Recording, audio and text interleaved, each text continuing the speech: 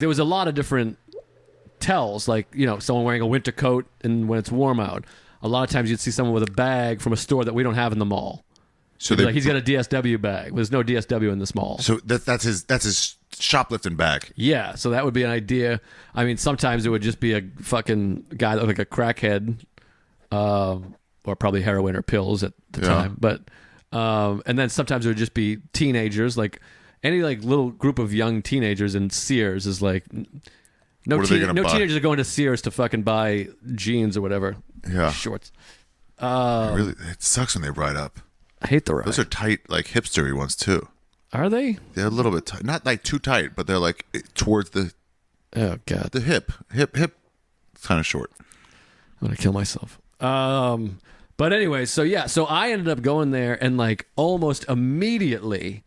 I think one of my first or second stop was like a huge one, like a felony, like 250 is a felony. So a lot of people know the laws, people that steal like professionally. So they'll steal like a toolkit that's $248. They'll like try to like Price is Right it. Exactly. So they know what they're doing to be like, nah, it's not a felony. Fuck you. Yeah. But like one of my first ones was a guy that just picked up 2 huge DeWalt. That was like the big expensive things. And he put like 2 in a shopping cart.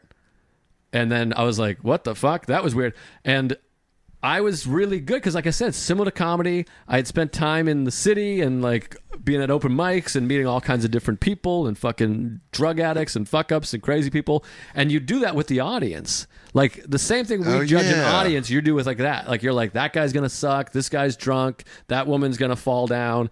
It was very similar. Like you learn a lot from being on stage and you're always hyper aware of every fucking situation. And who's where. I also am like been afraid of getting beat up my whole life, so I've always been like street smart in a way. And so to me it was like easy, but without really any training, I just happened to be like looking around and saw a guy and like dead giveaway walked in with a shopping cart, just grabbed 2 DeWalt fucking drill sets, and I was like, hey, this guy just grabbed 2 fucking $500 drills. Like nobody shops like that. Nobody's just grabbing fucking things. And sure enough, he just walked straight out the door with them. What?